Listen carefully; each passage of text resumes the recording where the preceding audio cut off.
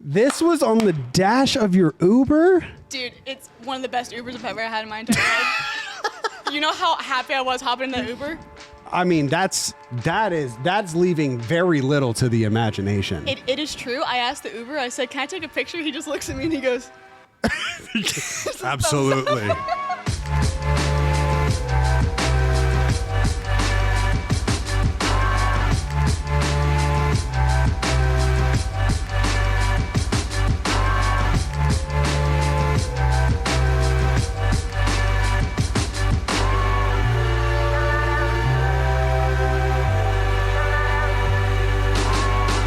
Welcome to another episode of Around the Bar. It's a show where I invite somebody on for a drink and a chat. Today we have Hannah Bryan, or as you probably know her, NoisyButters. She's an award-winning, successful YouTuber that focuses on Call of Duty, PC building, virtual reality, and much more. Today we're drinking Old Fashions, which consists of bitters, consisting of sugar, bitters, simple syrup, orange zest, and of course, bourbon. We're using rye this time. We've also launched a Patreon to support the show. On the Patreon, it gives access to 3 additional shows that serve as an extension to the Around the Bar podcast. There's also a bunch of other features like Discord channels. You just go check it out. It's really cool. Any support would be incredible. So thank you so much for watching and enjoy this conversation with NoisyButters. Welcome back to another episode of Around the Bar. Today we have got NoisyButters. Cheers. Hi. Cheers. Thank you for having me. Absolutely. I'm so excited for New this. glassware as well. This is the first ever display of Around the Bar glasses. ATB. Yeah, they look for nice. Around the Bar. They look very Cheers. nice. Cheers. Cheers. What are we drinking today? We are drinking an old fashioned with rye, and it is phenomenal. I think I'm going to order old fashions with rye from now on. You are a bourbon lover. That I am, big time. So explain to me the difference between why bourbon? Bourbon. I'm originally from Kentucky, and that's just pretty much Okay. It's all of my family drinks, and it pretty much runs in our blood at this point. You ever been to the Derby? No, I'm supposed to go though. Really? Yeah, I ain't gone yet though. I know that's probably like a typical question when you say you're from Kentucky. I want to say it's a typical question. It's more so everybody just assumes. Okay. Yep. If you're from Kentucky, you've seen the horse races. You've been there. But I have not. Oh, well, rye old fashions during the Kentucky Derby.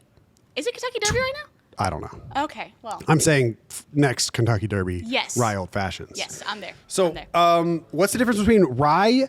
I need to start learning as having a bar show. I'm not the bartender. I don't know anything about alcohol, but what's the difference between rye bourbon, regular bourbon? You seem to you have bourbon knowledge. Well, I specifically really know Kentucky bourbon. Bourbon can be made pretty much anywhere, but specifically Kentucky. Well, it depends on who you ask, but for the most part, it's in Kentucky. I think it's 51% corn mash, distilled in new solid oak barrels. There's a lot of nuances to it. Okay. I forget all the rules off the top of my head. Okay. My bourbon family would not be very proud of me because there was a point in time where they're like, recite these. I'm like, You were quizzed. It's a barrel is a oak. Yeah. Kentucky. Did you ever try the Dr. Disrespect bourbon? I went on such an adventure to get that. Do you have it? I have it. Okay. But I haven't actually tried it yet. You haven't opened it. I have 5 bottles of it. 5. Yeah. Okay. Okay. I was originally going to order some for my family up in Kentucky. Right. And it wasn't able to be shipped to Georgia. I don't know how much I could talk about this on the podcast because that bourbon traveled quite a long ways. And Yeah, but it wasn't because of you. No. No. No. So hypothetically, where did it travel? It very well could have traveled quite a lot of places in the South. and I might have been like, where is it going now? Can it please land at home base? I was wondering because some people have released obviously different products, some alcohol, but not a lot of bourbon drops. I was heavily intrigued. I can imagine. Heavily. And I still haven't tried it yet. I have it. I'm just waiting for the right occasion. Yeah. I have my bottle is opened, which I don't know. I don't actually, no, I don't regret it. I was like, maybe I regret it, but I opened it after like a crazy long weekend event tournament thing. Mm-hmm. And it was just great. I was like, and Doc played in the tournament, and I was like, okay, this is perfect. It's just perfect. It's never a bad idea to open up your bourbon. If you ever think, should I save it? Should I open it? Open that. Open Drink it. bourbon. Yes. Enjoy. Yeah. But you told me So a while ago, you said, just so you know, I was like, you should come on the show. And you were like, well, I haven't been drinking bourbon recently. It's true. And so then I was like, well, you should come to off season and play Beerio Kart. Yeah. Drink beer on Beerio Kart. And then after, you should come to be the podcast where you drink more. Yes. Am I a bad influence? It sounds No. horrible repeating it. No, not at all. I would okay. say you were there holding the door open, and I just walked in. Well, really, I kind of ran in. I was like, let's go. This is going to be a good time. And now here we are. So why'd you take a break from bourbon? Or from alcohol in general, right? Mostly bourbon, but really a lot okay. of alcohol now that I think about it. I just want a year to kind of decompress and see if it really is something that, like, I'm obviously super passionate about it, but like, do I need it? So I wanted to just take a step back just to see if my life would change at all. I didn't have like a set time limit of taking a break from bourbon. I was just like 1 month. I was like, let's try it. And I was like, well, 2 months had passed. Let's keep it going. Like nothing's really changed. And after a whole year passed, I realized that nothing had changed in my life, which I think is a really good sign. Okay. Yeah. So you were just like giving yourself a little test. Yeah, it was just like do I need it? No, I didn't think I did, but it was nice to just take a step back and to jump back into bourbon drinking. I actually, my first drink back was my bottle of Pappy Van Winkle that I spent 7 years hunting for, and I finally found it in Kentucky, which I was so excited about, and I popped it open after I closed on my new house. Oh, yes. Yeah. Congratulations, by the way. Thank you. Thank you. How has that been? Oh, my gosh. It's everything I've always wanted. Every wall, this might sound horrible for some people, every wall is just white and airy and open, and I feel so creative. My brain has just like decompressed, and like the world is my oyster. It's so interesting how a changed environment can have that effect. Yeah. Are you the type of person, because Alexis is this type of person, and it's stressful in a way. Are you the type of person where someone visits you on a Monday, and they're like, oh, that was such a great time, and then they visit you on a Tuesday, and the wall's a different color? Are you a home project type person? No, I was not falling for a second. Yeah, I'm like, no, are the colors the same? Or are you just seeing them differently? Like, no, that's a I'm talking creative about mind. I'm talking about painting the walls different colors all the time. I do rearrange the furniture sometimes. Okay, I'll change some of the picture frames and I'll move them around the house. But for the most part, that's pretty much it. Paint's that's a lot of work. Yeah, I mean, she's insane. But it seems like the more I'm thinking, all my buddies are getting houses, and I'm still in the apartment life for right now. But I'm looking around, and it seems like a lot of fun. It seems like very freeing. For sure, having your own space that you own and call your own, and just yeah, it's fun. How's it affected the content? It's so nice having my own enclosed, like, my space, and it can be anything that I want. I can set up my office however I want. I don't have to worry about putting audio panels on the walls. I don't have to worry about painting or anything. I don't have anybody to report to but myself, and it's great. Have you ever had anyone? Oh, you're saying like in home-wise. Home-wise. I thought you were talking about like content-wise. I'm like, you've been on your own. I report to myself. That's so perky. That's really funny. So you text me on the way here with your Uber, and you say, guess what's on the Uber dash? And it's so funny, I have to show it. So I gave Matt the picture. Put him up. Look at this. This was on the dash of your Uber? Dude, it's one of the best Ubers I've ever had in my entire life. You know how happy I was hopping in that Uber?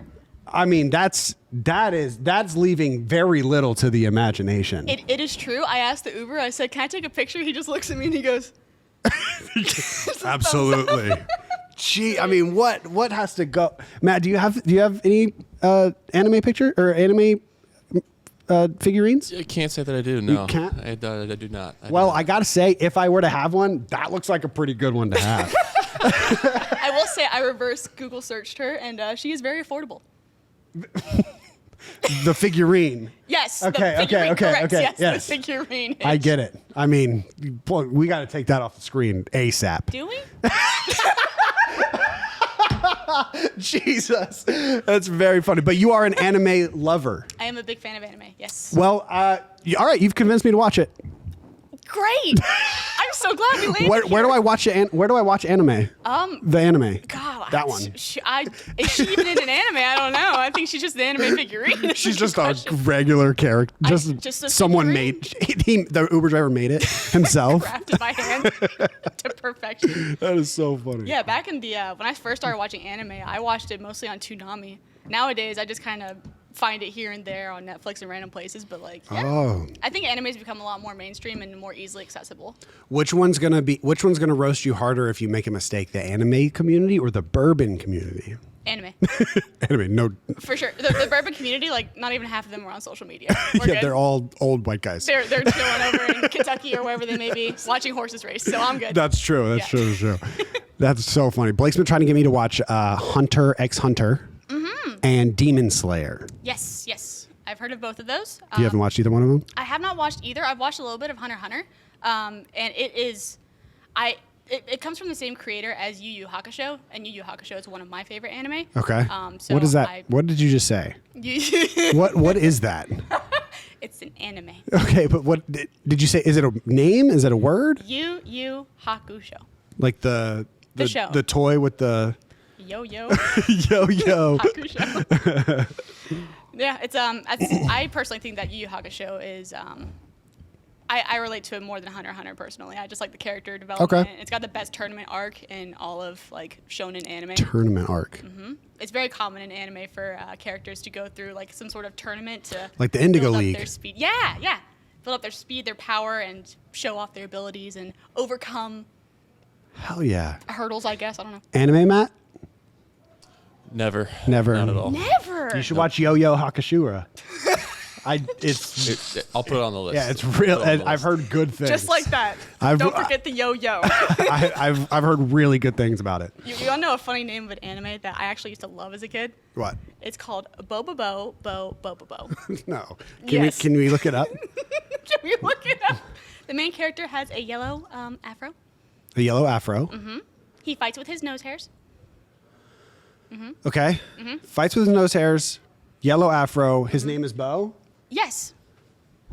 Bo. Character. Okay, you had one extra bow in there, but you did really good, honestly. Wait. So you actually have it memorized. Bo. I can't do this. What does that mean? Is that his name? It specifically in that alliteration, I think it means something, but honestly, I forget off the top of my head. Okay. Very, very goofy anime, though. It looks fantastic. very bright, though. Absolutely. Very colorful. And honestly, it has one of my favorite intros ever. Okay. Yeah, fantastic anime. But this also kind of shows how old I am when I was watching this on Toonami. Okay, yeah. So this is vintage anime. Vintage is the word. Vintage, not retro. Not retro. Not older, vintage sounds better, doesn't it? Nostalgic, vintage. Feels like there should be like some lace and like floral tapestry to it. Whenever I've been like really into like old school shirts like lately, and I've been looking up vintage old shirts. Yeah. Which in reality is like old ass shirts that are already used and worn. Yeah. But if you say they're vintage, it sounds better. You can also point out a lot of vintage shirts because they are single stitch. Oh, so you know your shit. I go thrifting a lot. Do you? I do. Oh yeah, I think I did know that. Yeah, I actually, for the most part, I always carry a tiny tape measure on me for whenever I like randomly go through. Holy shit. Yeah, you never know when you have to measure a table. You would get along with around the bar glass. one of our producers, JP. You would get along with him. JP, we're going thrifting. He probably has his own tape measure. You never know. It's important. I've never met. You're the only person I've ever met that carries around a tape measure. You know, I don't think there's many people that carry around tape measures, so Yeah. I'll take that. There's probably a small community of people. Small community of tiny tape measure carriers. Tape measure bourbon drinkers. Yeah, that's even smaller. They're out there somewhere. Okay, let's dive into it. All right, let's do it. Call of Duty. If you guys don't know, NoisyButters, very, very successful Call of Duty YouTuber. Thank you. And also other games. But I'm always been extremely impressed with how you seem to carry on multiplayer and make it last the whole year. There's a cycle in Call of Duty that is very stereotypical where you start to get spring fever and you're like, okay, the game's been out for 4 months. I'm kind of getting bored of it. Let's go play something else, which I am currently in now. I hear you. But you and it's funny as people who upload YouTube videos about Call of Duty feel that heavy because your views start to kind of plummet at one point if you are sticking solely to Call of Duty. So, but you go the whole year. Yeah. Only uploading or mostly uploading multiplayer instead of Warzone. Mm-hmm. How have you made that work? What is your secret? My main motivation is fun and happiness. And for whatever reason, I guess this isn't common in the Call of Duty community, I still continue to have fun on the multiplayer, but I also don't play every day for 8 hours a day. I think that's a really big driving factor as well. So you play when you want to play. I play when I want to have fun playing a video game. Okay. Yep. Okay. Yep. So how often do you how often are you or how long are you recording sessions? Probably, it depends on the task at hand. If it's a camo grind, it might be like 4 to 6 hours. If it's like a quick unlock something or other, or a quick like talk through video, it might be an hour or two. And then I do also play offline a little bit, so it's not that, you know. Nerd. And I don't also, what? Hello, Mr. Call of Duty player? That's really funny. Aren't we here for the same reason? But I play offline. Like, I don't stream all the time. I'm not constantly making videos. I do also play the game for fun. Yeah. Okay. Yeah. That makes sense. You're the only one doing it though. I'd say so, yeah. Honestly, I ask around. I get asked often, like, how are you still playing that? Yeah. Because I like it. I don't know. Yeah, it seems like the rest of us kind of. I mean, there's a few people you see like Handler and Futives and that like search and destroy community, marksmen. Mm-hmm. Like they play all year. Yes, Search is a different beast, though. I would say it's very. I would say that casual like TDM domination, those game modes are they kind of lose their replay value after a bit. You kind of know what you're getting into per game. Search and destroy, it's a free game. Who knows? Yeah, it's true. It's a new story every game. Yes, and it's fun to watch too. It is fun. Yep. Do you take we're very similar in the fact that we have pretty similar inspirations about getting into Call of Duty. I mean, early optic, especially Midnight. Midnight's probably like. You've said multiple times your biggest like inspiration to get in. She's the main reason that I started YouTube. Yeah, and same. I mean, I watched every D treats, every nade shot, and every Midnight video like every week. It's so much fun even just hear the name D treats because it's been a couple of years since I've even heard it. Yeah. It's so fun. I love that. D treats. Yeah, he worked with us for a little bit. Whenever he helped like manage the team a little bit, like at events. Mm-hmm. He was there when the guys won champs, which I thought was pretty cool. Oh, really? Yeah. That's sick. So, and I actually asked Predator to be on the podcast as well, and he just got engaged too. It's crazy to see like where everybody's growing up. Everyone's growing up. Look at us. Oh, that's so cute. Yeah. But then there's us that kept playing. And what's wrong with that? There's nothing wrong with that. I was gonna say, you make it sound like a bad thing. There's nothing wrong with that. I'm here having a good time. I don't know about you, but I'm having a good time. I am. How do you like the new game? Modern Warfare 3. It's not new anymore, but right. I think it's great. I think it's the movement, especially that we've all kind of been wanting, and it's kind of been scratching that itch of classic COD that we've been wanting. I'm a little bit confused as to how it took so long to get here, but I'm glad that we are here. And I'm really eager to see what the next game is going to be because I'm not used to shit talk Hannah. Oh, I'm not trash talking. Oh my god! I don't do that. No, that's not trash talking. No, it's not. She said, "I don't know what you guys been doing for 5 years." I didn't say it like that. I would just love to see the roadmap, and I'd love to have it kind of because it's been traffic and car crashes for a long time. No, it hasn't. Okay, sorry. I'm just. Windy roads. Yeah. Just windy roads. Just windy roads. I didn't take my Dramamine. Is that the Dramamine? Yeah. Yeah, the motion sickness one, I think. Yeah. You take that before planes? Sometimes it depends. I mostly take it when I'm driving in the northern Georgia mountains. You take it while you're driving? No, when I'm riding. Did I say driving? I meant riding. Like, not while driving. No, absolutely not. Bourbon, Dramamine. No, stay safe, kids. Don't do that. Not good. Holy shit, that's really funny. I was like, shouldn't be saying that. No, I was like, no, not while driving. That was really funny. What was I just talking about? Yeah, the game. I think it's really great. I like the nostalgia of it because of the maps. Your favorite COD and my favorite COD are the same COD, which are these maps. Yes. I did a little bit of research. You've done a few podcasts. Mm-hmm. I've watched all of them. Really? Yeah. There's not that many. There's not that many, but I did know Modern Warfare 2. I think we've always wondered how the new maps would play on the new games, and I feel like they play pretty good. I have to agree. Yeah. Some people overreact and say they don't play well, but I think they play pretty good. I think some of the maps play differently now that we have faster movement and we can mantle more and slide cancel. Is there a specific map that you loved back in the day that you're not a big fan of now with the current movement? Loved back in the day. Because I got one off the top of my head. It's probably the same one. This is the first time I'm ever going to admit it, too. Okay. My favorite map of all time before this game came out was Terminal. Okay. And Terminal plays a little different now. Yeah, it's true. Everyone's better. I Yeah. think that's like a big point because I played a lot of Search and Destroy back in the day on Modern Warfare 2. And Terminal was very fun. You just do, there's a couple routes you could do. And now you can't do those routes. It's true. Yeah. Because people are just way better now. And you're Smarter. faster and smarter and the aim assist is way better. So That's a fact. Yeah. That's a fact. So there's that I would say probably Terminal. And I've been trying not to admit it to myself until you just asked. Interesting. So, Well, yeah. I'm proud of you. What about you? For me, I loved High Rise back in the day. I think mostly because it played as like a 3-lane map back in the day. Now it is a 3-lane map, but you can mantle over can climb everything. So it doesn't even feel like one. Like That's when true, it comes yeah. to rotations and spawns, I get so lost. Yeah. Yeah.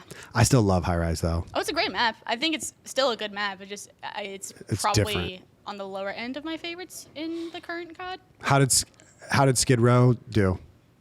It's beautiful the way it plays. Oh, no. I wish it was a little bit more green. I wish it had more color. I do get a little sad looking at it sometimes. but know it what? plays great and it's gotten love. You know So what I'm map is happy.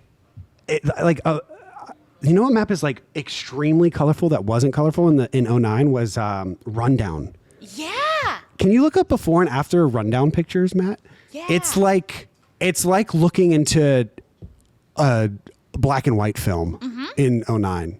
Which like I love Modern Warfare 2. I will love it forever and ever, but damn, it was gray. And you don't realize how gray it was until you play like a new colorful game. It's true. I've been saying for many years now that Modern Warfare 3 is my least favorite COD because it is so hard to look at.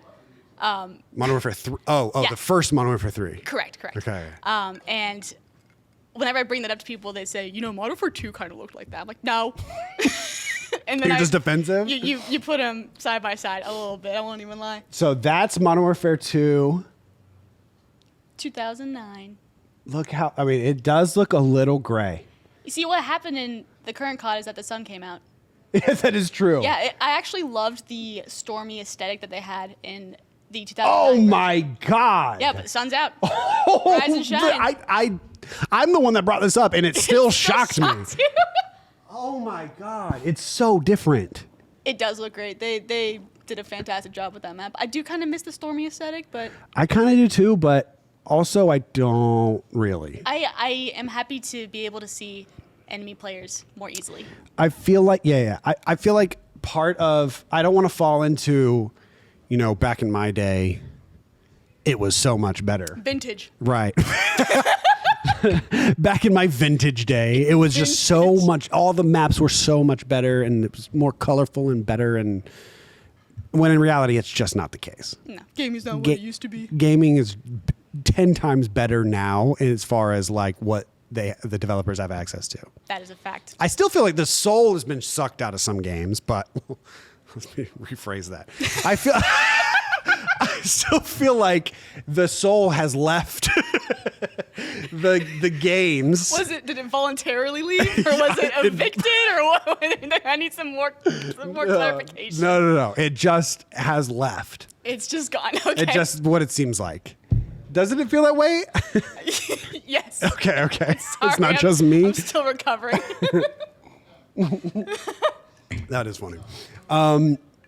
It just seems like everything now is a Wildcat. I've brought this up a lot, but Wildcat a few years ago tweeted like it seems like every game is an algorithm now, and I don't necessarily agree with that wholeheartedly, but you can definitely feel it. I think it's a driving force. Yeah, For sure. I mean, player retention is obviously going to be something extremely important for investors and Yeah. for game developers and for companies. Like, it's obviously going to be like one of the top tier things you want to meet. So, yeah, is it everything? No. Is it a driving force? Absolutely. yeah. I'll just agree with that. Our live service game's so fun. They are. And then after 1 year, you're done. And then it's goodbye. Yeah, And on to the it's next one. goodbye. That's the saddest. I think that's the saddest part about COD. I fully agree. is that you can never, whenever it's gone, it's gone for good. Mm-hmm. It kind of feels like in a way. Did you ever play H1Z1 whenever it was out? I never played it. I followed the scene pretty closely, but I never played it. It was like whenever H1Z1 kind of died out and the player count went down, there's no way to like relive it. It's true. Like if you play The Last of Us or you play any sort of like BioShock or anything like that, you can always go back and play it. And it's the same experience. It's the same story. But for our games, like you can't do that. We can never get the feeling of a full Black Ops 1 lobby again. And that's kind of sad. This is so random. This just popped into my head. I recently had my first full movie theater experience watching Evil Dead Rise. Full movie theater experience? Yeah, I've never been to a movie theater where all the seats were full. Really? Have you ever had that? Yes. I've never had that in my life.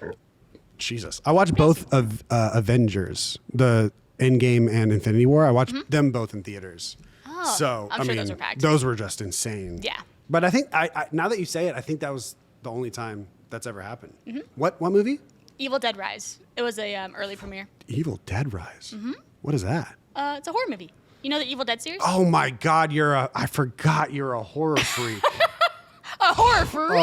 A horror lover. Correct. Let me also pick our words nicely here. Horror lover. There we go. Yeah, you're the one that convinced Blake George and I to watch Hereditary. What was I thinking? That was so rude of me. You did it for a watch party. And you know, now that we're here, I want to apologize for putting you through that. That movie is fucking terrifying. Okay, so it's scary, yes, but also it's really depressing. It's a very depressing Yeah, movie. and I'm like, they said, yo, can we get some horror movie recommendations? So what do I say? Yeah. Hereditary. You said watch Hereditary. That with your followers. You were like, fine. it's on Amazon Prime. You can watch it. And I was like, all right, well, Butter said we should watch this. And Blake and George were like, yeah, let's do it. And then we were terrified for 2.5 hours. It's a fantastic movie, and it was definitely worth the watch. But I don't know if it suits quite the watch party vibe. Yeah. I do respect it. It's a I respect the movie a lot. Are you a horror movie guy? Not necessarily, no. You haven't seen Hereditary? You should watch it. It's great, man. Is it good? Is it good? It's so good.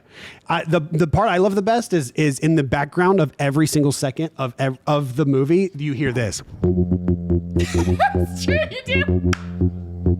It's true. It's on the list too. I'll put it on the list too. Put that on the list with Yo-Yo Hakashumi. Do that. And those two, you got to put those on. Hereditary is very family oriented movie. It's but I want to watch it with the family. Oh my God, dude. Put it that way. It's a great watch. Crazy. There's one scene in that movie that has haunted me ever since. I can only assume it's the screen. Yeah. It's insane. Great movie.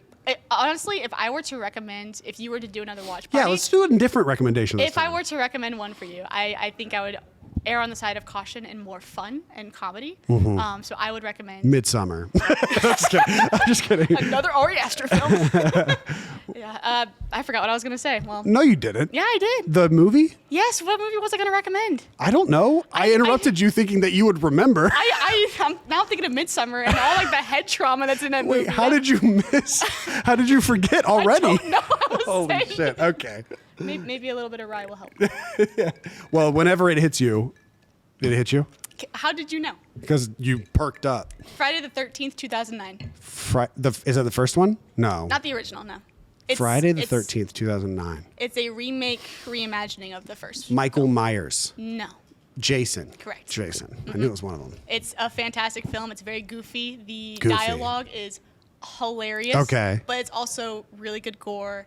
A lot of fun, like horror movie stereotypes where you got the two stoner friends and you got, a bunch of really hot teens go to a cabin and they all die one by one. Right. It's a very, very fun watch. When I want to watch a slasher film and I don't know which one to put on, I put on that one. It's fantastic. When you want to watch, have you ever said that, Matt? Have you ever said the sentence "When I want to watch a slasher film"?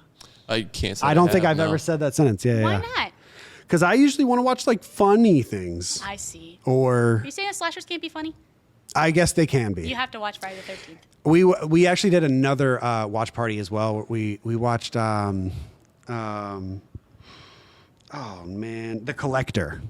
Oh. And that movie did not age well. It's hilarious. Yeah, that's fair. It's really That's so funny. fair. It's funny watching it again. I'm trying to think, is it the first or the second movie that has the tractor scene? The tractor scene. I think it's probably the second Might one. If be it the doesn't, if second. it doesn't come to mind for you, it's the second one. Maybe you should watch the second one. Is the second one gross? The only thing I can remember is the tractor scene. And it is, I've never seen anything like it in a horror movie. Really? But it's not like whoa or anything. It's just like, oh wow, that was cool. That So was is it cool. Was was it cool. worth watching the movie? I don't know. Okay. All right. I'm sure people that have seen the tractor scene in Collector 2, they're like, no, No, don't do watch it. that shit. Okay. So when did you get into video games? Before I could walk. Really? Played on the N64. Okay. Yeah. And then we'll talk about your college experience because that's really cool. But was it in high school you were like a cheerleader? Yes, I was. What was it like being on a cheerleading squad and being a nerd? It was one of those things where I was a little bit more of an outcast in regards to the other cheerleaders, but like they still loved me. Like it was still like Okay. a good, friendly like relationship with all the cheerleaders. But for the most part, it was two dichotomies meet, I suppose. But it was really Okay. fun because one time, my first convention that I ever went to it's in Orlando. I think it's called MegaCon. I'm pretty sure. And it's just MegaCon. MegaCon. It's just a classic like anime cosplay. Oh, okay. I was thinking cheerleading. Okay. No.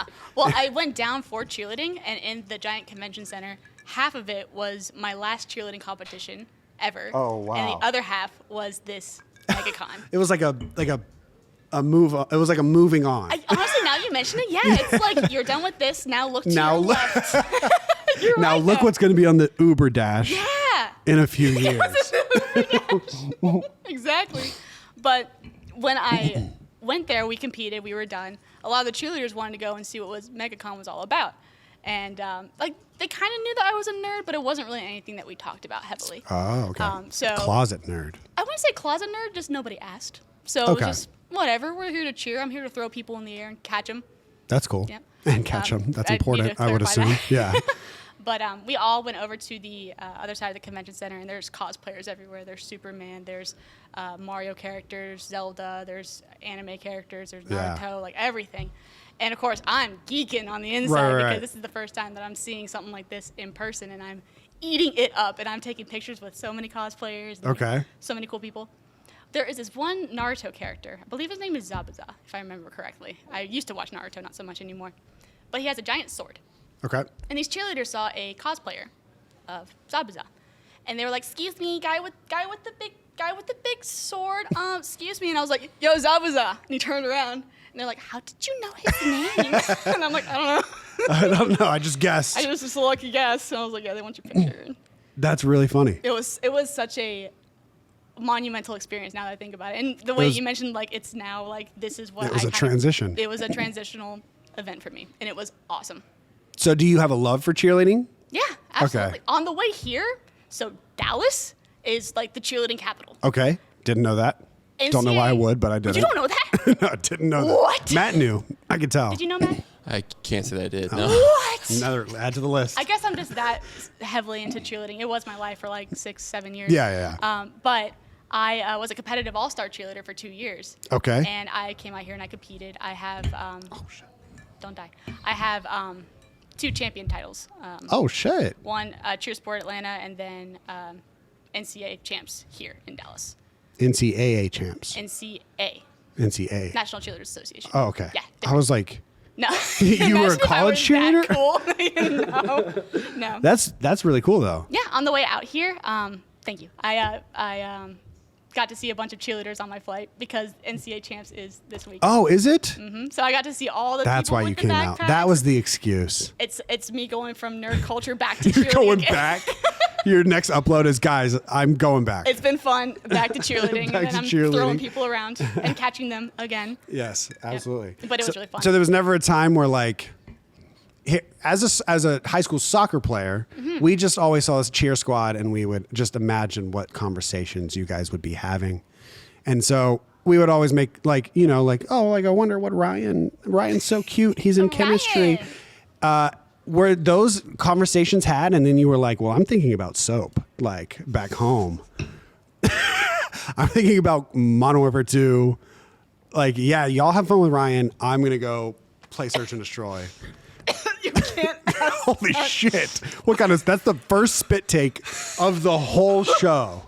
Hold on, I need water. I don't think that's ever happened. Oh my God, that was really funny. Hey guys, before we continue the podcast, I just want everybody to know that we are on Patreon. That is how we are funding the show from now on. So all the Behind the Bar episodes are moving over to Patreon. Those are already uploaded and available. We also have 2 other shows for some patrons as well. One is the Coffee Bar, which is basically a weekly podcast with myself. And then we also have Relationships 101, which is an old classic that is coming back.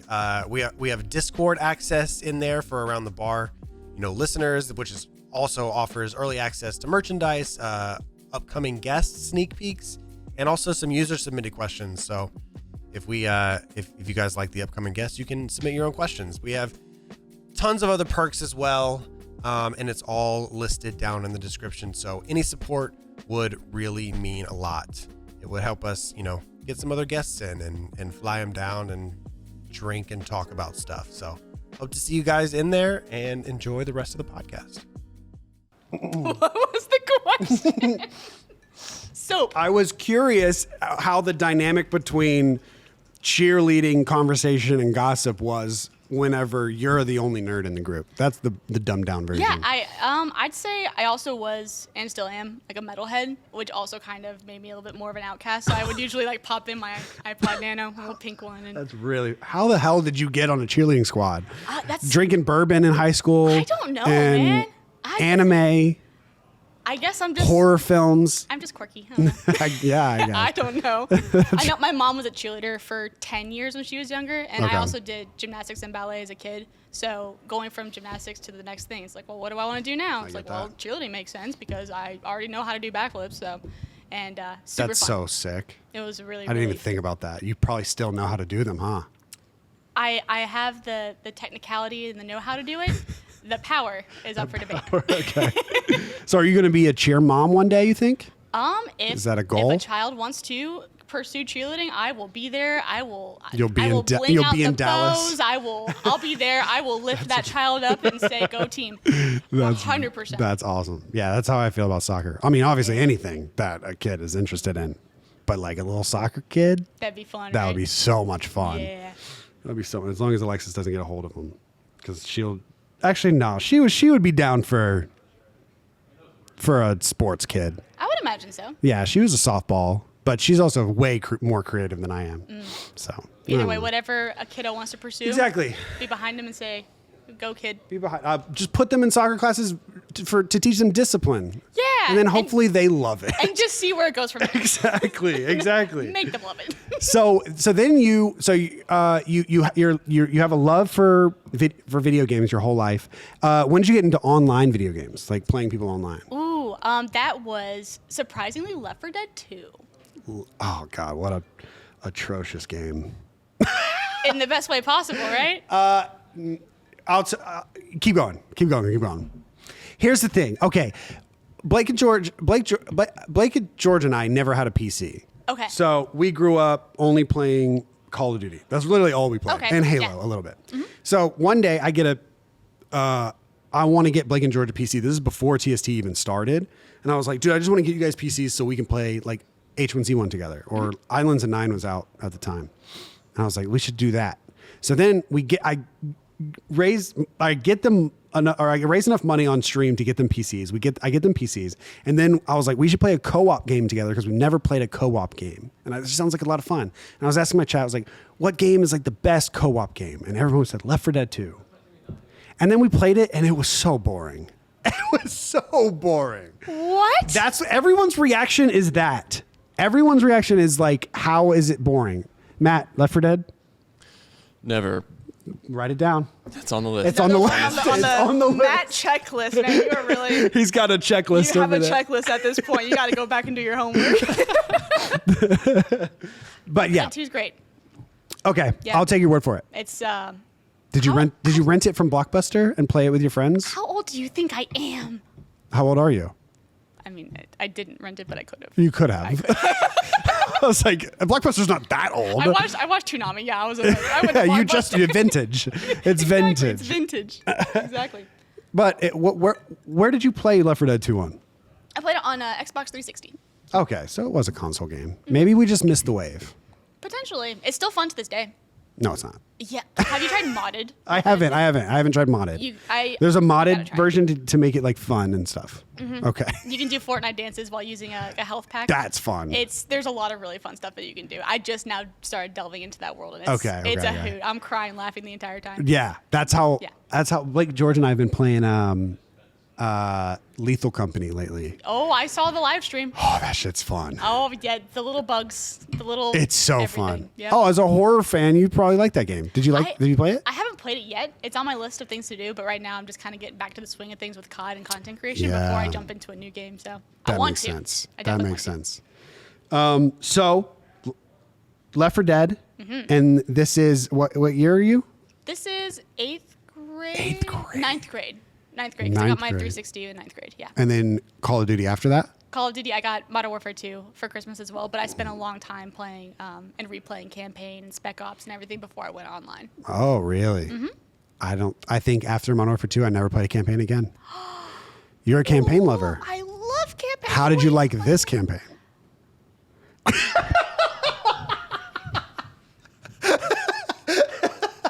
Oh my God. It was great.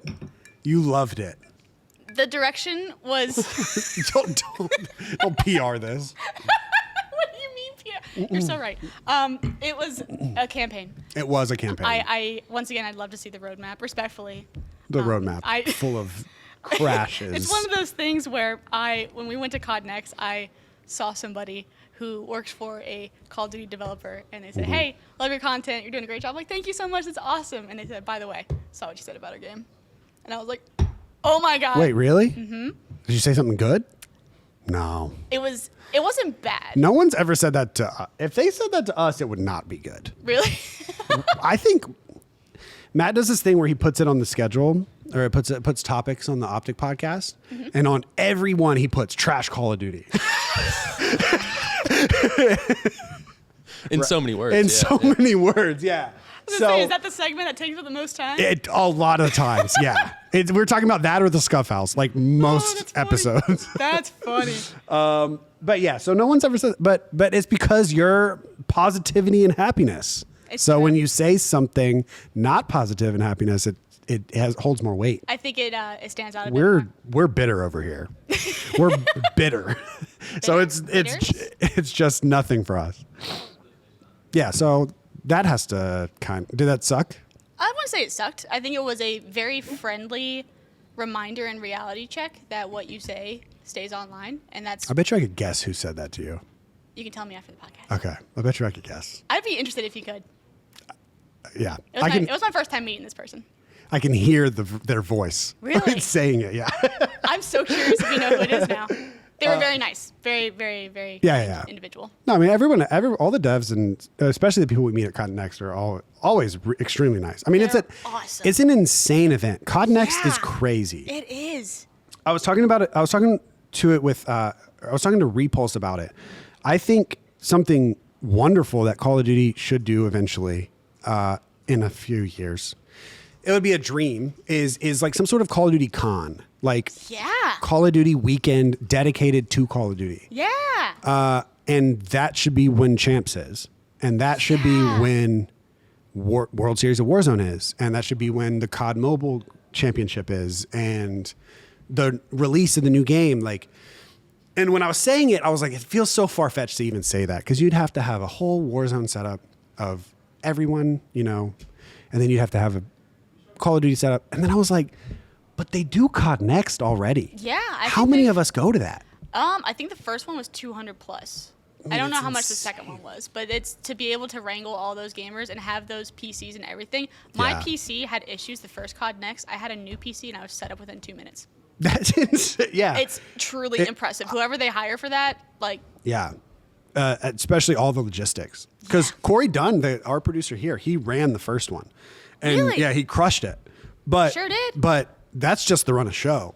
They have, the amount of hardware they had custom chairs for us. They had custom PCs, dual PCs, monitors, streams already set up. Like and it ran relatively smooth. It was extremely smooth. Yeah. For that many people attending and playing, that was they've done a fantastic job. Both So Connects. yeah, so like with that amount of resources, like a Call of Duty con or a Call of Duty weekend, it's possible. It is possible. They've run at COD XPs before.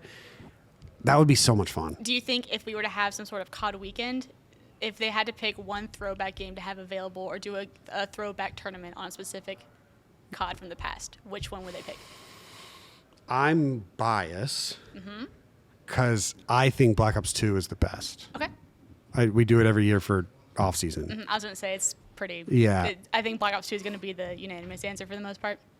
But this year, actually, I don't know if I want to. Yeah, actually, fuck it. I'll talk about it. This year for off season, what I'm trying to do is we do the 4-team invitationals, and so it's like four teams play Black Ops 2 together. So I want to do that again, but I want it to be on Black Ops 3. Ooh.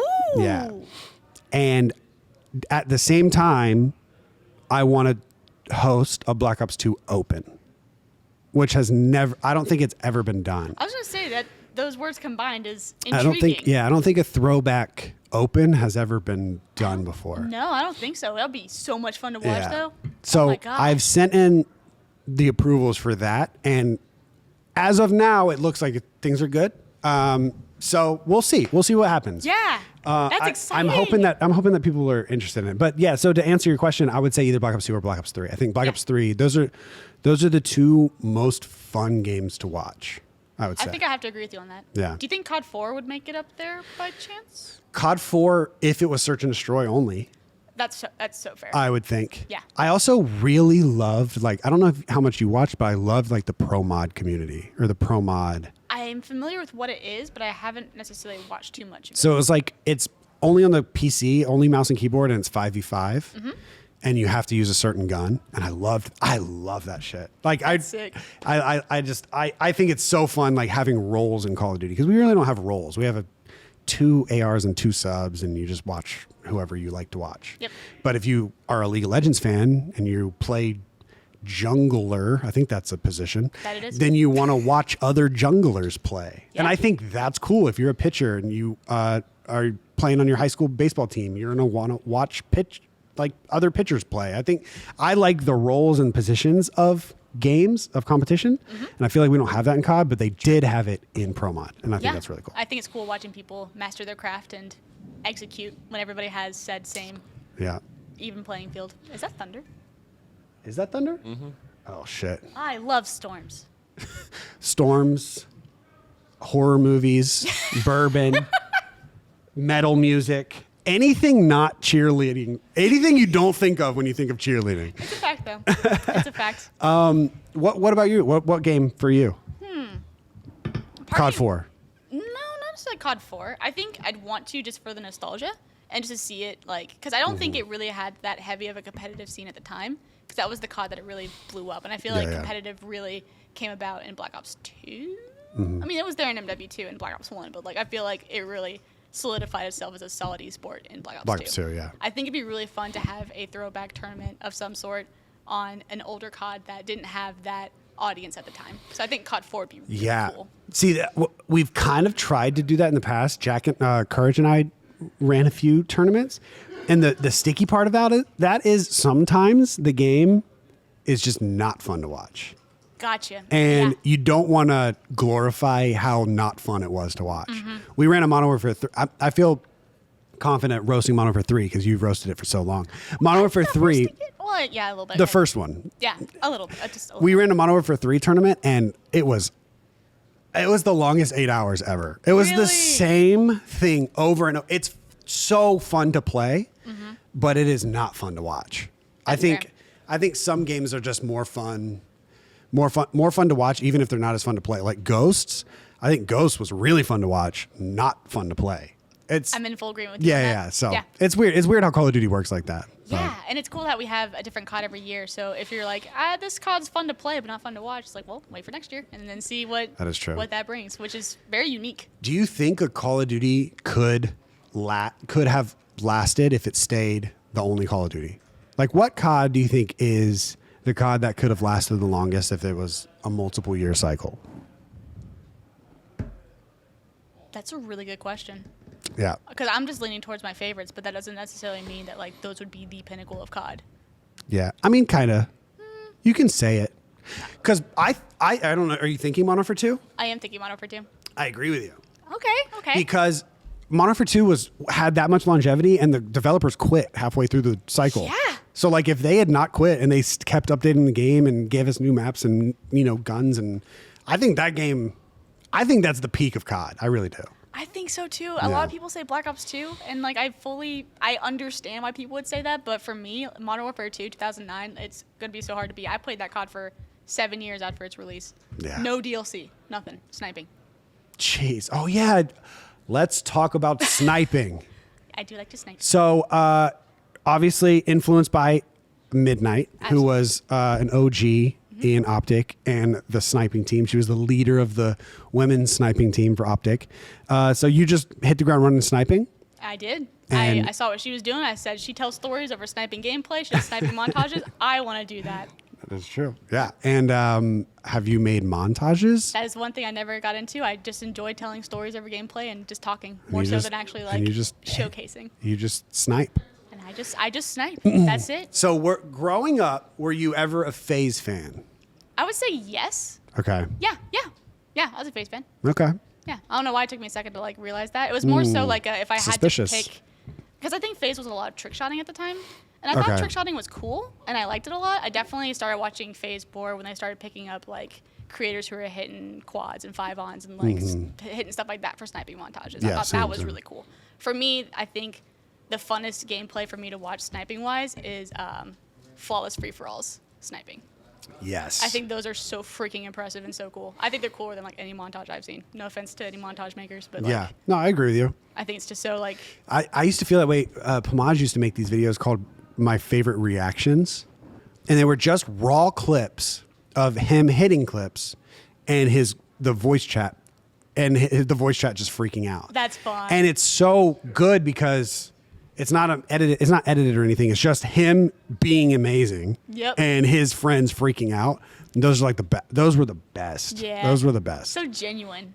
So being a kind of FaZe fan, we'll say kind of, I know the story, but I want you to explain it of how you ended up on Atlanta FaZe. So. And then we'll go back. I skipped college, but we'll go back to it. We'll go back to it. Don't let me forget. So Atlanta FaZe, for those who don't know, I'm based in Atlanta. Been there for most of my life, and there was an Overwatch team that was in Atlanta called Atlanta Reign. And I got invited out randomly in my email. I checked my email. I got invited out to the Atlanta homestand. They said, "Hey, you like FPS? Come on out." I said, "Well, yeah, I guess I'll do that. Yeah. Sure." And I'm not like a big Overwatch person. I've never played Overwatch a day in my life. Yeah. But to go to an event, to go to a place where the crowd is full and chanting ATL, ATL. Yeah. I was so locked in, and I was just, this is the coolest thing I've ever seen in my entire life. And I wanted to be involved so bad, so bad. Then afterwards, I met the owner, who's Paul. Shout out Paul. He's amazing. Right. And we all ended up getting dinner afterwards. He said, "All right, look, so we're doing this for COD." And I said, "Well, where do I sign?" Sign me up. Please. Yeah. And then I was a part of Atlanta FaZe for 3 years. And so was the deciding factor, or what intrigued you the most? Was it the FaZe part, or was it the Atlanta part? Atlanta. I signed on before I knew FaZe was even attached. So so you signed on. Yeah, I did know that. So you signed on. You knew an Atlanta team was coming to Call of Duty, and then it turned out to be FaZe. What was it like getting that news? I was like, well, this is gonna be big. Yeah. Like this is cool, and it's not one of those things where like it announced FaZe. And I was like, yo, this is really cool. I was like, we're doing that. Yeah. Okay, we're doing that. That's cool. That's super. And then I mean, immediately FaZe has like the craziest team because that was first year, right? Yeah. First year, second place at champs. The next year, first place at champs. You know, like it just goes on a crazy run. Yep. And I can't imagine there was that many ATL chants in Call of Duty. It was probably mostly FaZe chants. It was mostly easy AF, which Easy you know, AF. as you do, and also a lot of booing. That's, you know, I think Celium's fault. I think I'm Atlanta just kidding. It's FaZe. not, it's not Celium's fault. I think Atlanta FaZe as a whole kind of is what's the best way to put this? Kind of the rival team of the CDL. It's kind of I mean, they're amazing. yeah, they're so good, Yeah. and I think they like to poke the bear a little bit. I think they like to razz people a little bit, and they do a really good job of that. I think they do a really good job of playing the quote bad guy. Yeah. If that makes sense. So, was it good, or did you like being Atlanta being the bad guy, or would you have rather it have been a good guy? I actually really enjoyed it. Did you? I think it's fun. I think any reason to stir the pot and get COD esports more out there, like people hearing about Atlanta FaZe and Optic and everybody like headbutting and rivalries like that, it just builds COD esports as a whole. So like for me, it was cool. It was cool being on the side of like, I don't say not polite because they were polite. It's just fun to be on the side of more chaos. There we go. More chaos. Yeah. Okay. And how was the experience at Atlanta FaZe? It was awesome. They kind of just let me do my own thing. I came in, I hung out with the players a little bit, and just represented the team. They left me to do kind of my own thing, which I really really enjoyed. But I also, when I showed up, they're like, "Hey, can you do this? Hey, can you do this?" And it was very. It never truly felt like work. It was more so like I'm so excited that this just so happens to be work because I really want to do this. Yeah. It does suck that there was never an Atlanta event. There was. What? Mm-hmm. When? This was Modern Warfare 2019. There was a 2v2 tournament. I played with Mamash. Oh, what the hell? Yep. It was a full event? Yep. Who won that? I don't remember off the top of my head. It might have been Atlanta. Atlanta FaZe. It might have been. I'm so spoiled with Atlanta FaZe because it's like, who won that? You guys did win a lot of them. It's true. Okay. Yeah. Well, shit. How was that? It was so cool. Yeah. It was so must cool. not have been there. Where the hell was I? I don't think you were. No. Yeah. Okay. Well, anyway. Yeah. It was there. It was fun. It was. I got to be on the autograph table for. Obviously, it was an Atlanta event. Yeah. It was one of those things where it was the first time being on a table, and people would come up, bring up posters, sign, and then pass it on, bring it to the pros and stuff, and it was just really fun. Different experience. Yeah. But very fun. How often do you get recognized? Not that often. Really? Yeah, which I'm very okay with. You're like, damn it. No. Say something to me. Please know who I am right now. No. I like to kind of do my own thing, and so it kind of works out. Yeah. And I run in circles that I would say not a lot of gamers do. Like I don't know. The circles that I run in are pretty much my house, so like I don't even know what I'm trying to say. I'm just running in circles in my house. I'm running in circles in my house. But it's you've always been kind of an anomaly. I've talked about this a little bit at the beginning, but your viewership has stayed so great throughout all the as you put it so nicely earlier, the atrocities of Call of Duty's traffic and the street map that has been Call of Duty. Street map, yeah. How? Do you know how you do this? Because Matt and I have been trying to figure it out for 2 years now. Honestly, I turn on the camera and I'm just super happy, and I don't ever make content or stream when I'm not feeling good. That's also like a huge thing for me. It's not like I have to get a stream in today. I don't remember the last time I did that, if I ever have. It's always been like, I genuinely feel really good today. I want to share this positive and happy energy with people. Right. Let's fire up a live stream. Let's upload a video. Let's do yada yada so and so. Let's go to an event. So I think the driving force being just like positivity and happiness. As cheesy as it sounds, it is my catchphrase. But like truly, I think it has powered me in my career and given me the most wonderful audience in the world. I couldn't ask for a better audience. I'm so lucky. Yeah. Yeah. Do people ever ask you? I mean, knowing you, I know this is not the case, but do people ever think it's a character that you play? Oh my gosh, all the time. Yeah. I'll be talking to people from the gaming scene. They're like, you're actually really nice. I'm like, that's really funny. Yeah. I would hope so. It's me. What you see on camera is what you get. You'd be surprised. It's true. You would be It's true. surprised. The more that you're in the gaming scene, you learn that people have, I don't say characters, but they turn it on for the camera. They turn it off for the camera. Yeah. It just so happens I have it turned on all the time. You do. Yeah. You do. It is impressive, and it's impressive that you're able to do a positive and happiness style content schedule in Call of Duty. It's especially lately. I don't even know how it happens. I'm so happy to be here along for the ride. Yeah. Even I'm not too sure where I'm driving or where I'm going, but all I know is that I'm having a good time doing it. All right. One of your one of the ways, dude, I'm feeling this. I don't know if you're feeling this, but I am feeling it. I'm trying to focus right now. You're doing great. I feel warm. This is a fantastic drink. Oh, it's really good. It's so good. It's very, very good. I heard that one of your biggest breaks when you first got like shot, when you're a smaller creator, you're on Soar. How was Soar, by the way? Soar was fun. It was even more fun when they moved to Atlanta. They had the Soar house in Atlanta for a bit. Oh, Did you go over and hang out? I sure did. It was funny fun. because I was in college, and I went to Georgia Southern University, which, if you know, big college school. Big party school. Excuse me. It's a big college school. School learn lots there, education. But a lot of partying at Georgia Southern, and like I partied a good bit there, and then I would drive back up to Atlanta, and I'd party more with the Soar boys, and then once I was done, go back down. Party some more. There was never, How the hell did you finish? I know. I took a victory lap year. That's what I did. I was there for 5 years. Oh, a victory lap year. Yeah, that's what my dad called it. I'm on my 10th victory lap. All I right. think. Yeah. You take all the victory laps you need. I'm going to keep going Heck yeah. until one day I go back. There you go. That'll probably never happen. You don't think so? Maybe. I don't know. I've always wanted to be an alumni of the college that I support because both my parents went there. Yeah. So I might take the smallest course ever Sure. that I can possibly get just to get the diploma. Just get the piece of paper. Just to get the piece of paper. I can't tell you how many times I heard that from my dad. Like, just get the piece of paper. Really? Because like my 5th year, I was like, Dad, I'm dying. I don't like college. I'm so done. I'm so tired of classes. But also I worked myself really hard. I was president of a gaming club. I had a social life. I was trying to pursue YouTube and streaming. I had a part-time job. I had actual college courses. So I was extremely, extremely busy.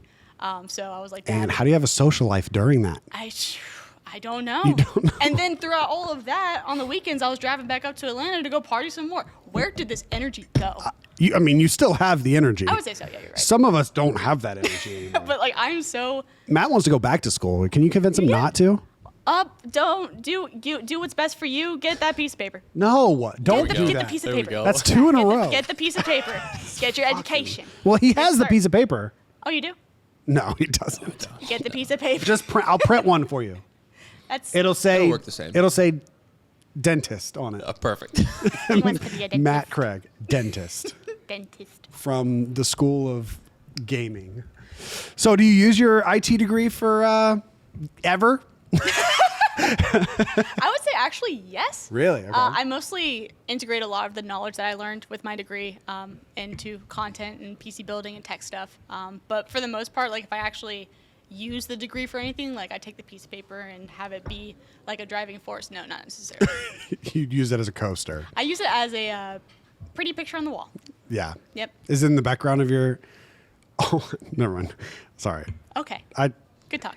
So we were talking about college. Let's also talk about what you did in college and all the stuff that you started. Yeah. Yeah, let you tell it. Okay. College. Gaming. I did Partying. that. Partying. I did a little bit of partying, but not as much as you would think. It was more so With the Soar Boys. It was more so with the Soar Boys, or I was partaking in bourbon in my apartment and playing COD. Yes. Because that was like a really good Friday night to me. Right. But funny story, when I went to college, my parents paid for my college, which God bless them. I'm super thankful for that. And because of that, I also want to kind of abide by their checklist of things. So they said, hey, if you go, we know you want to do YouTube, you want to play games, but like, we know you're gonna play COD all night. Don't bring a console. And like, could I have bought a console there? Sure. But like, if my parents are gonna pay for my degree, done. I'll figure it out. So I didn't bring a console. I did not have a console for the first 2 years of my college career. I was dying a little bit, but made it work. Right. The best way to kind of compensate for that. Were you already uploading at the time? Yes. Oh, wow. I wasn't consistent. I had just like started dipping my toes into the idea of YouTube and like just learning the process. It was the time where a YouTuber would be perfecting their craft, but it was also the time of Advanced Warfare and Ghosts. Nah, you didn't miss anything. I was gonna say I think I'm okay. Of all years to miss out on, I'm glad that I watched those cards more so than actually played them. But I since I didn't have a console, I needed to get out that like nerd. You know, I had to figure out how to scratch that itch in my brain because I wanted to play games. I wanted to do something. So I went to Subway, and I was just getting a Subway sandwich with my sister. And my sister goes, "Hey, that dude's in my class." And there's these two guys in a booth. She walks up, she goes, "Hey, you're in my class." And they're like, "Yeah, y'all are gamers? Yeah, we're all gamers. Yeah, we're actually going to our gaming club meeting." I said, "Gaming club? You have a gaming club?" At the time, it was called Battle Frontier, after Pokemon. And Nice. I attended, and cut this part, but funny story. Okay, yeah, we'll just cut again. Funny story. I walked in, and I was sitting there, I'm surveying the room, and everybody just kind of stops and looks at me and my sister because we're the only girls there. Yeah. And then I was like, okay, I'm just going to watch these guys play Yu-Gi-Oh, I guess. And I walk up, and the dude's just like playing Yu-Gi-Oh. He looks at me, he goes, "I'm sorry, you're really pretty. What are you doing here?" That's really good. We don't have to cut that. I guess not. I think that's a great story. Oh my God, it was so funny. I was just like, I'm That going to watch makes some Yu-Gi-Oh. Yeah, that Hello? makes perfect sense. That's exactly what I would think. What year is this? 2014? 2014. Yeah. Actually, okay. Yeah, that sounds about right. Yeah, I think so. Okay. Yeah, it was funny. So then you joined that club. I did join the club, and I finally, when I joined, actually, when you join, you have to like actually sign up your name and like through the college website.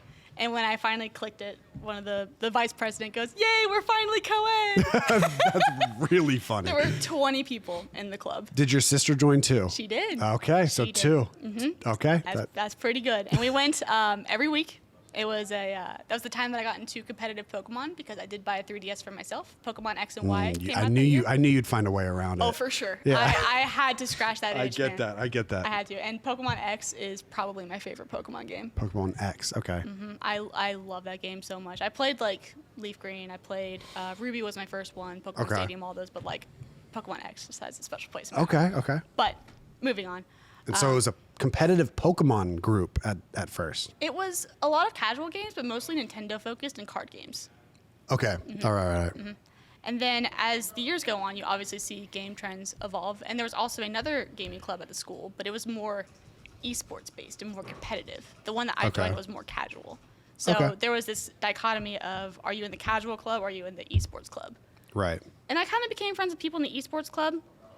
We got along great. And then after a while, some of the esports people said, "Hey, we can't compete under them for this specific reason. Can we compete under you?" And I was like, or under this club. I'm like, yeah. I didn't even mention I became president at this time. Okay. A year in, we had ballots casted, and my sister said, "Hey, I'm gonna vote. I'm gonna sign myself up to be vice president. You should sign yourself up to be president." I'm like, "Sure, I won't get it." We're like, "Why not?" Guess who became They're president? all just like, the girl. Get her. Get her on top. And you know what's even funnier is that, so I got voted as president. Yeah. And then my sister got voted as vice president. She graduated. She just wanted to put vice president of a club on her resume. Oh, okay. Can you believe that? So now you're just then it was running just the me. ship. It was just me. You're just the captain. Yep, it was just me for like a solid year. That's really. And don't get me wrong, when I became president, I didn't realize how much responsibility that would take. But I loved it and I ate it up, and it was like my little passion project. I grew that club from 25 members to 300 Jesus. over my time at Georgia Southern University. So you're like marketing to the campus and everything, and I marketed even to professors. that's my so gosh. sick. So what did you turn it into? What was your baby when you picked it up, and then when you dropped it off? Well, at the time that I had worked in it, it was obviously very casual, but I watched it grow into like super FGC, a lot of Smash, a lot of Mortal Kombat, a lot of Street Fighter. Like that was the big game that everybody played. We had 3 League of Legends teams at the time. We had 2 Overwatch teams at the time. Actually, a little quick brag on Georgia Southern. Georgia Southern actually did win the College COD League first year. Really? Mm-hmm. So proud of them. Shout out, Matt, if you guys are watching. I know you are. I know you are. I know you are. That's awesome. They're the boys. They even took that. When I graduated, we didn't have a dedicated space on campus for gamers to have PCs to play on, and that's something that we've always wanted. And then my buddy Matt actually kind of helped take over the club, and he FaceTimed me one day from the athletics department of Georgia Southern. He's like, "Look, we have a room." That's crazy. I cried. I can imagine. I cried. It looks like your eyes are tearing up now. Like, oh my gosh, it was such like a monumental experience. Yeah. I'm so happy that it happened. And that Georgia Southern recognizes esports as a viable career path. Yeah. That's so sick.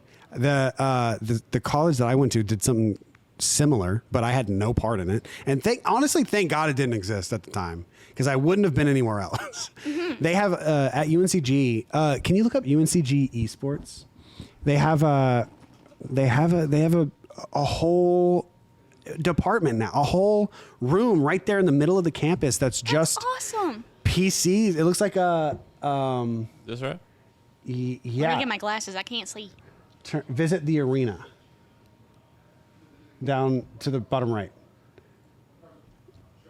There's, I mean, you can't really see it, but yeah, but you can. That all used to be like the merch hall. That's like where I used to get like books and stuff. And now it's like fully decked out.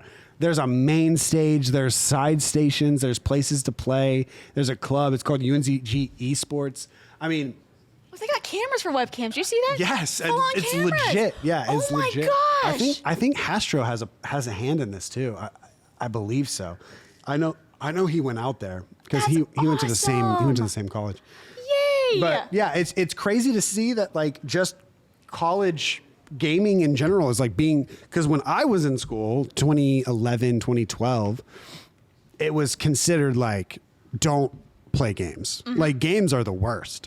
Yeah. When it comes to like we would rather honestly we would rather you do anything else besides play video games, because like you're going to drop out if you play video games. Right. But now like it's considered like it's a club. I mean, the same way that there's chess club and there's debate club and all these different things. It's something that you can do, and there is, actual legitimate business behind esports and gaming in general. Yes, and it's very, very nuanced as well. There's a lot of things to know about it, so you got to have like the right people in charge. And that's honestly, I think that's probably one of the hardest hurdles. And the second hurdle is, are you going to have enough students coming up and going through the college experience to maintain this esports asset that we have? I think that's probably one of the main things that Georgia Southern's got to catch up on a little bit. I could be the most driven president ever, but if the next president isn't, that's true. It is what it is. Was the next president driven? Yes. Yes. Oh my Driven God. in a different way. Okay. I was like overdrive, like hyper, like I want to raise the next like esports prodigies. Right. Yeah. And the next president was like, I want to maintain. You wanted a NoisyButters statue outside of. Dude, one day, you know how like football stadiums have, they have the names of like coaches and stuff? Yeah. I'm getting that for an esports arena. One day. You want to be in the rafters? Yes. Yes. Yes, I do. I do. I want to be up there. I sure do. That is so funny. One day. And it's also funny because your content is very multiplayer, Call of Duty, building PCs, Beat Saber, VR.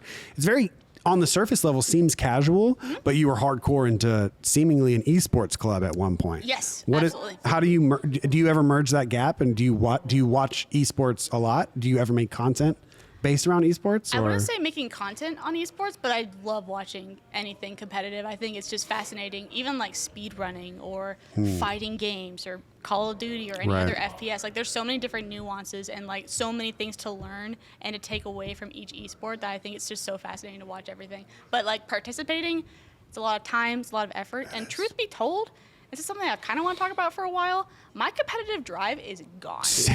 It's gone. Same. Like I used to be like, I had the craziest 1v1 record back in high school, like over 1,000 1v1s. It was on like game battles? No, just like casually in my Xbox bio.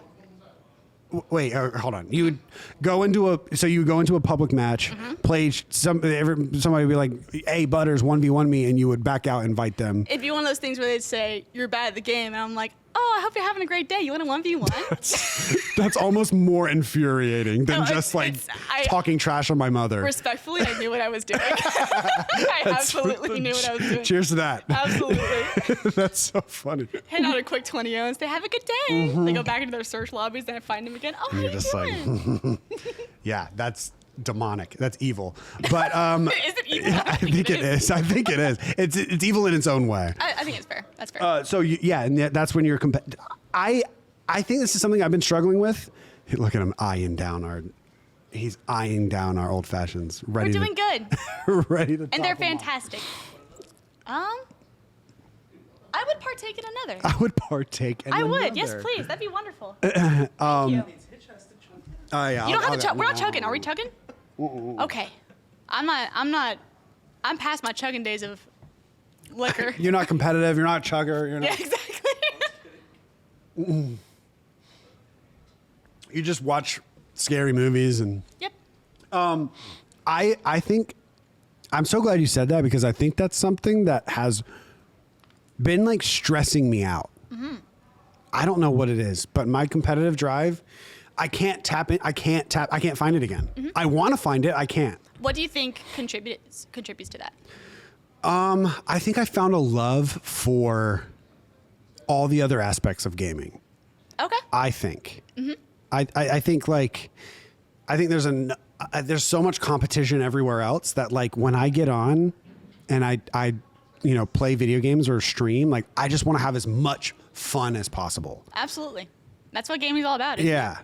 And I'm at a point now where like I used to have as much fun as possible competing and like playing someone. Yeah. Because that was so much fun. But now it's like I don't if I lose I get mad, and if we win then then it's very good, go again. yeah, or then just like, cool, let's go, let's run it again. Yeah. I like learning games and I like being competitive in learning games. But once I get to that like level where like you have to put in so much effort to push past it, I get bored or I don't want to do it. Do you think being a content creator affects that competitive drive for you? Yes. Yeah. Like that's probably the biggest driving factor. Yeah. I don't know. What about you, Matt? Are you so competitive about shit? I mean, in a way, like Apex, maybe. That's really about it. Okay, but in Apex, you hit Masters and you're like, I'm going to push to Pred. I'll have that thought, and then I'll get in the Master's lobby and be like, I'm not going to. That's how I feel. Okay. That's fair, though. Yeah, I think when doing these like 100 hours videos and like built, I love challenges and like time-based challenges and like storytelling and stuff like that. I love it. But if it's I'm gonna bash my head into the wall playing 2v2 wagers or playing league play or ranked play in any game, then eventually I just get to a point where I'm like, okay, but like we could have more fun doing other things. Right. You started to get hungry to try something else. Yeah. Do you think that this loss of competitive drive or that urge to be like, okay, I've reached a peak here, let's go try something else, do you think that has to do with the way games are developed nowadays? With the way games are developed? I don't think so. Like skill-based or anything? Oh, that's what you want to talk about. I think that's the first thing that comes to mind. Skill-based matchmaking? I think there's a part of that. I don't know. I haven't had a lot of beef with skill-based matchmaking in a long time, but I also don't play a lot of pubs. Fair. Yeah, it's probably horrible for you. I wouldn't say horrible. It's just one of those things where I do really well in a lobby, like what I did back in the day, like Yeah. 30-0 flawless free-for-all, So and I'm good. like, awesome, I'm going to die a lot the next hour. Yes. Like, The I'm next gonna pay hour is for going to that. be hell. Yeah, which is a bit demoralizing, and part of me wonders if that does affect my competitive drive at all, because I'm telling you, like, it is gone.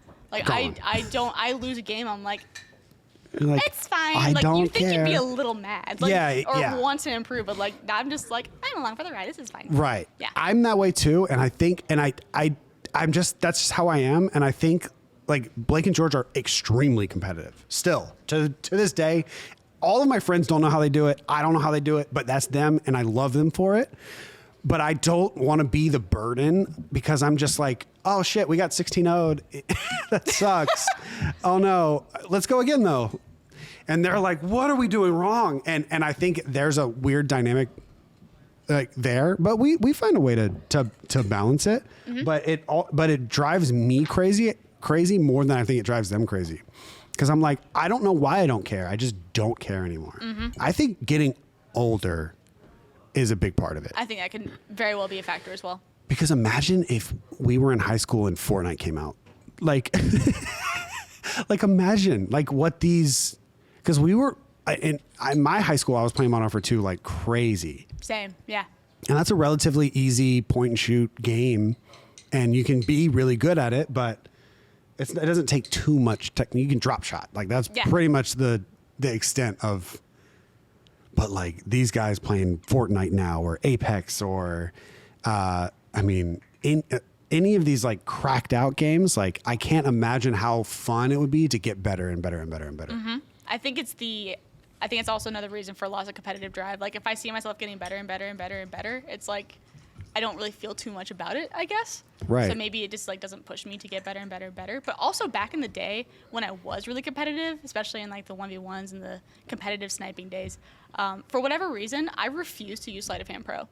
I would only use Marathon Pro. That's I insane. wanted to be really, really, really like outstandingly good, but I wanted it to be on something weird and something different. Did you ever watch Violent Reality videos? Violent Reality? It was a sniping team back in the day. No, I didn't. They're like we're just good at sniping. We're not hitting trick shots. We're not hitting feeds. We're just good at sniping. And I think they all used Marathon Pro, and I loved their shit. Yeah, I'm sure. And so I've heard you talk about it. You were a Marathon Pro user. Mm-hmm, strictly. Like I refuse Sleight of Hand Pro. It was one of those like if you use Sleight of Hand Pro, you're not as good as you think you are. But like it's in the game, Hannah. Like calm down. That's how I feel about that's how I feel about the longbow. Scope. I can't believe you're still using that shit. Get it together. Scope's still using the longbow. He's still using the longbow. Thank you so much. Thank you. Thank you. Cheers me on this. Cheers. Matt, you want a shot? I'm chilling. I'm chilling Austin? right now. You want one? You want some bourbon? I'm gonna pass on this one. Are you sure? I'm about to pour it. All right, cool. They passed on this one. Oh, I put That's fine. cheers okay. again. Alexis get got mad at me because I cheers and put the Alexis got mad at me because I cheers and put the cup down before I drank. Really? Is that a... In shots, you cheers and you tap and then you go. But I guess drinks you don't. That makes sense. Okay. I mean, I wouldn't get mad, but like, I guess that makes sense. She beat me up. Did she really? Bow, bow. Did you learn? I was like, nah, no, apparently not. I just did it again. Yeah. So the competitive. You're saying Marathon Pro was part of the competitive drive? For sure. I wanted to be really good at a game, but I wanted to like put myself at a disadvantage. So like, if I destroyed you, man, I really destroyed you. That's true. Yeah. So you would want this record of thousands of 1v1s, you would play people using sleight of hand and you were using Marathon? Mm-hmm. That's so evil. I know. Like, What's wrong with you? Exactly. That's what I'm thinking. Like, little Hannah, are you okay? Goodness. That was, and that's part of, you wouldn't do that nowadays, would you? No, I have zero drive to do that. You haven't 1v1 in a long time. Heck no. I get asked all the time to 1v1, especially like my family. They're like, hey, so like my brother-in-law wants to like 1v1 you. I'm like, well, damn, that sucks. Yeah, damn. I'm out of my prime. Yeah. I need to break to you. Just watch some videos. Yeah, exactly. Yeah. I don't do that anymore. Back in the like 10 years ago. That's so funny. That is how I am all of the time now. But hey, hop me on Lethal Company. I'm in there like, okay, we got to kill the slug to get the body, and then we go drop it off. I think I'm just a nerdy gamer now. What a great place to be, though. Especially in this age. It's so of gaming. relaxing. It's good. It's good so for the relaxing. soul. It is. It is great for the soul. Yes. Do you scroll TikTok often? Unfortunately, yes. Okay. I had deleted it from my phone, but then we made it around the bar TikTok. And I put it back on the phone to keep up because my buddy Wampus is doing all the TikToks and he's doing a great job. But I downloaded it again and now I just... And you're back to it, Yeah. the muscle memory. Yeah. How many times do you hear the yippee of the little bug?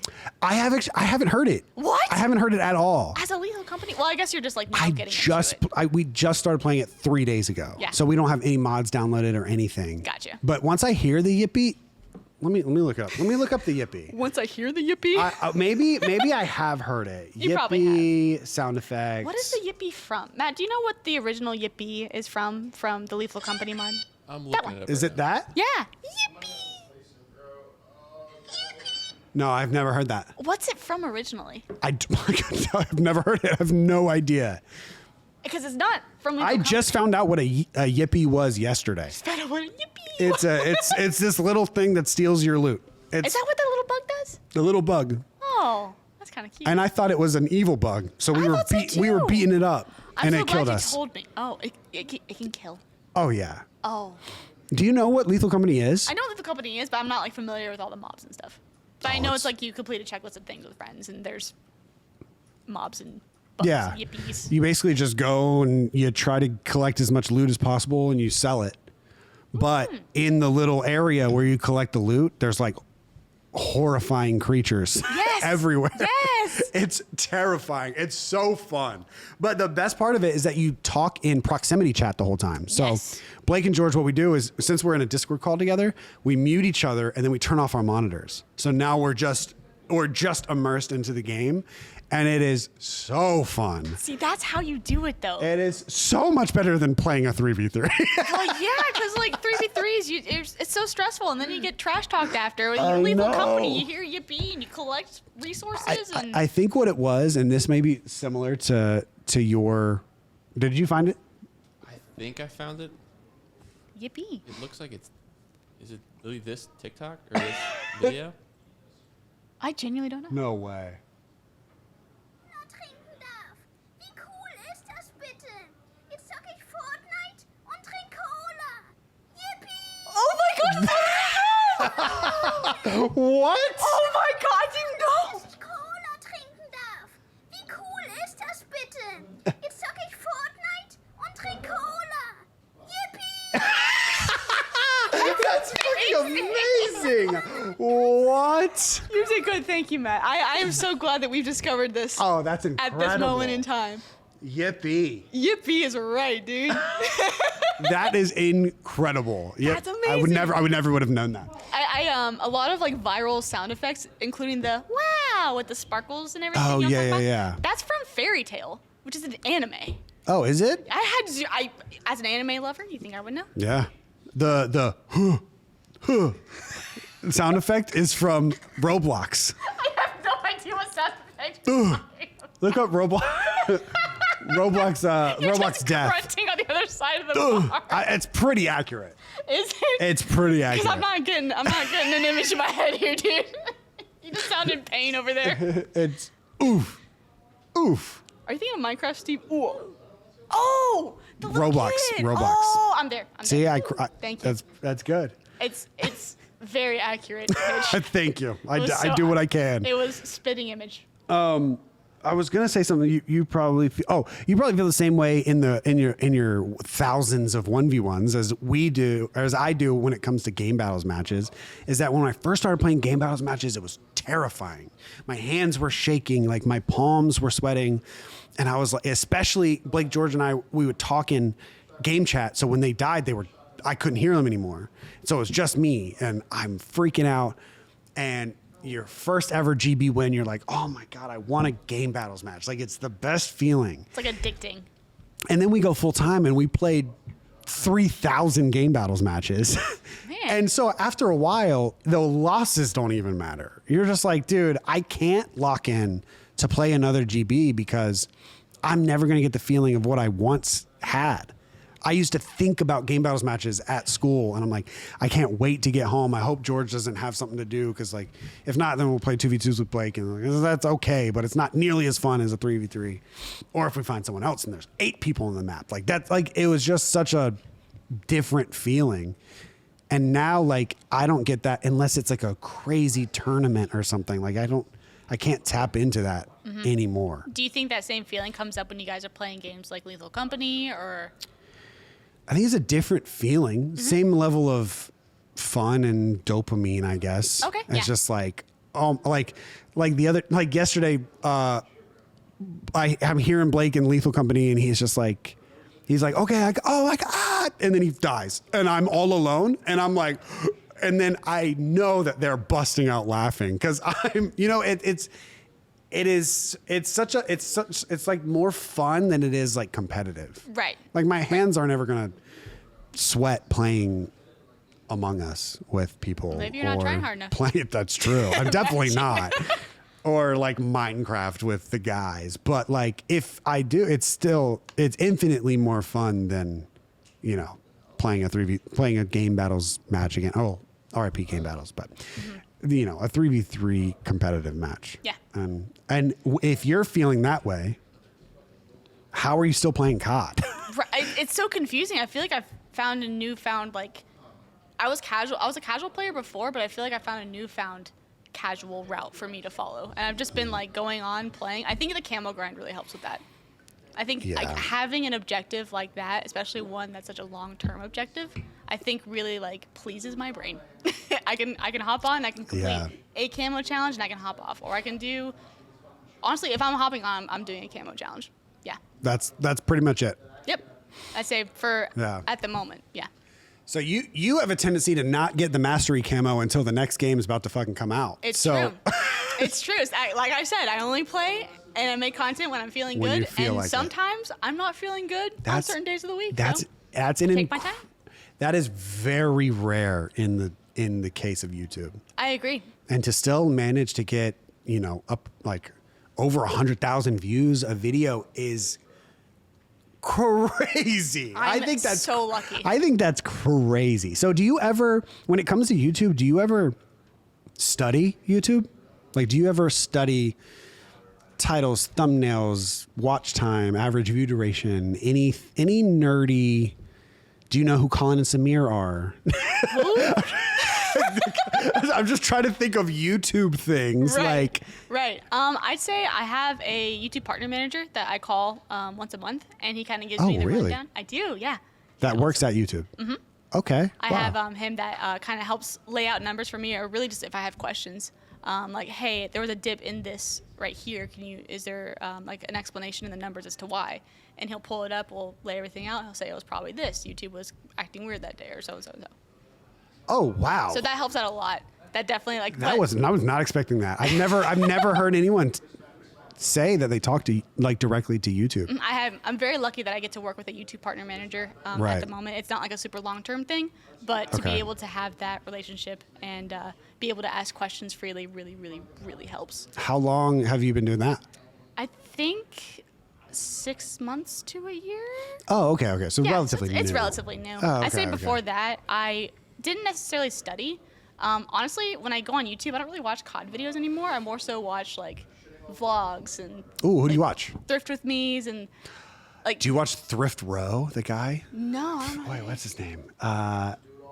Okay, sorry. You watch thrift channels? I mostly watch thrift channels. The last one I watched was Dress Me Up Scotty. She's a girl with 32K subs. She does like Renaissance fair thrifting stuff, and she's like goblin core, fairy core, like, which is like a very specific aesthetic that I am not. And for whatever reason, I find like Never heard of goblin core. I know, right? Okay. It's very like Hobbit-y and very fantasy and princessy, and then there's Hobbit. You know, Hobbit, like Hobbit core. It's a very specific, like, I've learned all these terms. Okay, as well. Hobbit core. But I love, and I think one of the biggest pieces of advice I can give anybody who wants to like perfect their craft on YouTube or anything really is to venture outside of your realm in YouTube. Okay. Like, you can research COD channels and like, yeah, that's gonna help. But if I watch like a Thrift with Me, I can learn different color correction. I can learn different ways to edit the way I'm saying things so that it's a little bit more cohesive. I can learn, there's so much more creative things that you can take from other realms of YouTube. Because we're on COD YouTube, yes, but in the grand scheme of things, that is a very tiny sliver of YouTube. And there's Super a whole tiny. world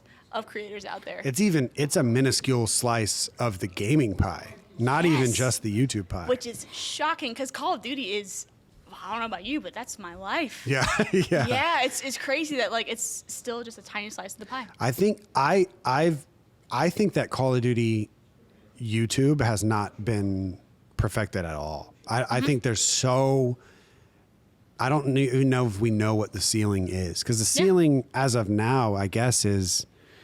I mean, on the multiplayer side, it's like it's you and Futives, really, and then on the competitive side, it's Seth, and then on the casual side, it's probably like the like Marcel and or like Wildcat, you know, those guys.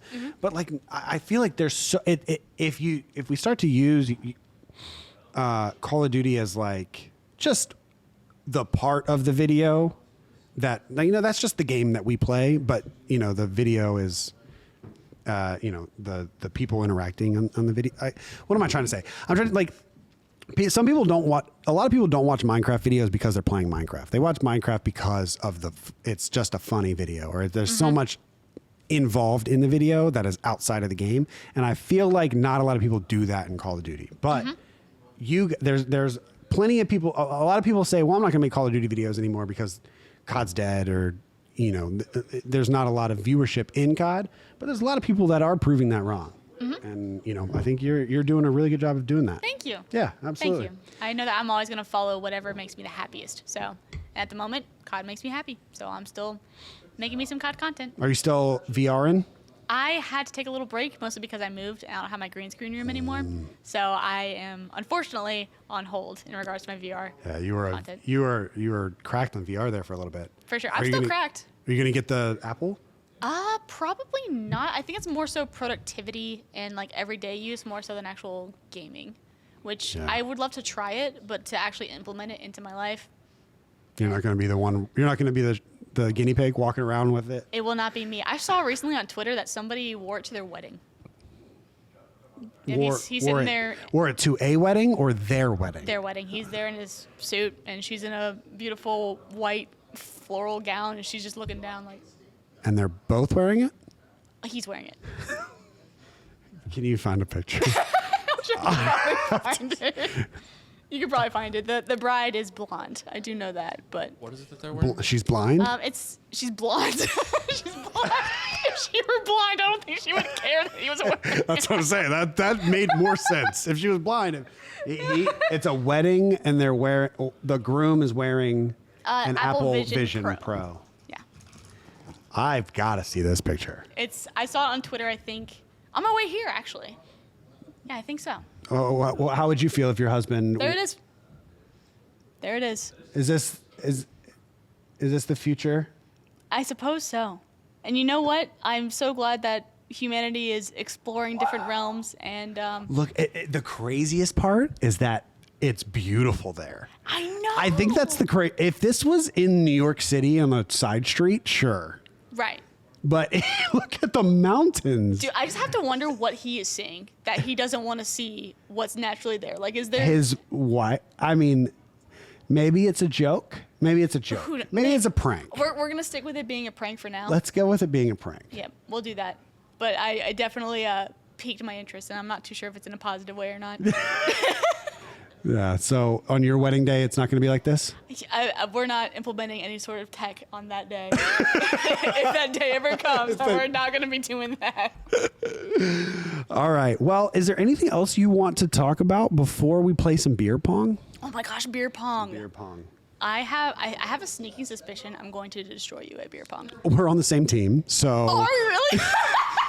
As someone who said they're not competitive anymore, they don't have a competitive itch. Maybe I am. That's actually really good. You have to beat 14. How about that? Beat Mystic 7. Okay. Oh my gosh, that actually made me happy. The fact that I was like, "Hey, I'm gonna destroy you." By the way. Yeah. You're like, That's oh, it's good. back. We're so back. There. It's there. Yeah, it's really funny. It's there. I'm so happy. Anything else I want to talk about? Matt, you got anything? I don't think so. No, I do not. It's been a great conversation. How long has this been going on for? Because it feels like 20 hour minutes. and 35 minutes. Wow. Yeah. So we go past an hour here. Yeah. Yeah, we can talk. That's We can good. talk. We can yap. That's good. We are professional yappers at the end of the day. That is a fact. Call of Duty or not, we're yapping. That's a fact.